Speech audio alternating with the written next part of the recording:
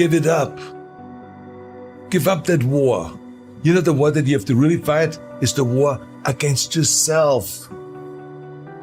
You have to fight a war against yourself.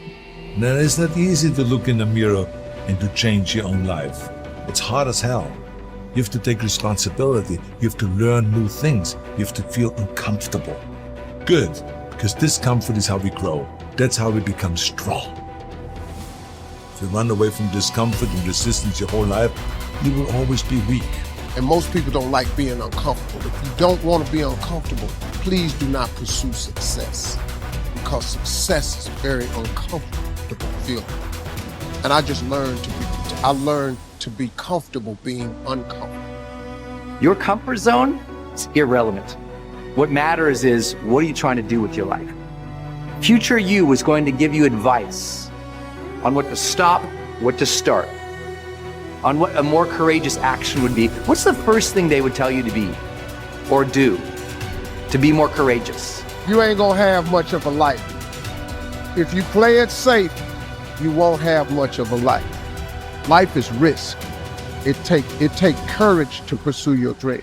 Now, it's gonna cost you something. Most people are not willing to pay what it costs to go after your dream, because you're gonna have to hurt a little bit. And those are the times when you want to run and hide. You gotta be able to find energy. You gotta make up games, make up tricks, make up whatever you can to get to the next evolution of life. All successful people, if they fail by trying greatly, not by playing it safe and wishing and hoping that everything will work out all right in the future. What they do is they take great risks with no guarantee of success, and so can you. Rich people don't sleep 8 hours a day. That's a third of your life. You cannot be sleep 8 hours a day. We do not retreat. We do not give up. We do not surrender. And the reason why most of you are not successful is because every single time stuff's not going your way, you give up, you quit, you let go, and people feel weakness. They feel it. You can feel when somebody's not committed, when they're not all in, when they're not dedicated. If you want freedom, there's going to be an element of risk. There's going to have to be sacrifices made. There's going to have to be late nights, extra hours, persistence, and most importantly, growth. If you don't become someone else, you will not be able to earn your freedom. The person you are right now might not be good enough for the life you want. If you really want it, you're going to have to become someone else. The voice in my head said, you know what, man? You're gonna die never even trying to reach your full potential. And how's that gonna feel? So I'm gonna live even while I'm dead. I'm gonna be, because I believe in a higher power, whatever it may be. I don't know what it is. I believe that your mind lives forever. Some spirit, something lives forever.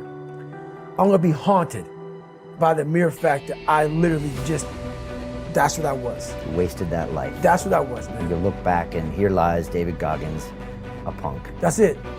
And I get to live. So whatever heaven or hell is, you're in hell the rest of your life. The rest of your life. And if there is a God, which I hope to God there is, knowing what I put myself through now, whatever memories I have, if there's any at all, I'll be a happy man. But I knew that I was getting paid for this while I was living or while I was dead. I was getting paid for this, because basically to me, it was a huge sin. I'm basically just gonna sit here and just be a comfortable man and not even try. Wasting your life is a sin, It's right? a sin. It is. I'm not even gonna try. I want you to get over this notion that I find so annoying that so many people have, that success and power in life is dependent on something like genetics. Like some people are born with a larger brain, or they have wealthy parents who are able to send them to the right school, or it's all a matter of luck. What really makes people successful and powerful in life, and it's not just me saying this, I read hundreds of books on the subject, what makes people successful is their degree of motivation. Yeah, I could repeat it 100 times, but it's true every time I say it. When you are motivated, when you feel yourself emotionally engaged in the subject, you learn faster. You learn what could take somebody 10 years to learn, you can learn in 2 years. When you feel emotionally engaged with something, you're able to push past all the obstacles. The sense that it's genetics or the size of our brain or our parents' money, you can't control any of that, obviously. And they can become kind of crutches for some people. But the amount of motivation you feel, the emotional connection you have to what you're studying or doing, that is something within your control. That is something you can choose to take. And it is, you're going to find people giving you all kinds of great advice about your careers, about where you should go, you know, your MBA, etc. But if there's one piece of advice that I think is more important than that, it is this idea of following these natural inclinations and creating your own career path and finding a way to engage those deepest motivating parts of your psyche. Unhappiness is simply the lack of progress toward a preset goal. If you're not making progress, see, that's when unhappiness sets in. But here's where happiness begins: making progressive progress. You don't have to arrive all at once. You don't have to have it immediately. But as long as you're making progress, as long as progress is part of your experience now, it is a fantastic source of inspiration. Now here's the next one. Source of inspiration, and that is achieving. When you finally have arrived at that goal that you set. I want to have this much experience and be able to do this by 30 days from now, 60 days from now, 6 months from now. And finally, that 6 months passes, and there you are. Finally, the time passes, and you have it. Finally, the time passes, and the skill is now beginning to be polished, and it is so unique and effective. Achieving is an incredible source of inspiration. But here's what we notice. When you do achieve, whatever you set out in the beginning, where you decided and planned and you got started and you progressed, when you finally achieve, that achievement is not much more inspiration than when you decided. It's a different kind of inspiration. It's a different kind of feeling to having arrived. Knowing that you've got many other objectives to accomplish, many other places you want to go, things you want to do, the person you want to become. But at least I've got this one. You know, I've done this one. As the saying on the wall of the inner city school reads, God don't make no junk. Each person is capable of achieving excellence in some way, in some area. You have within you, right now, the ability to function at genius or exceptional levels in at least one, and perhaps several different intelligences. Your job is to find out what it could be for you. Your responsibility to yourself is to cast off all these self-limiting beliefs and accept that you are an extraordinarily capable and talented person. You are engineered for greatness and designed for success. You have competencies and capabilities that have never been tapped.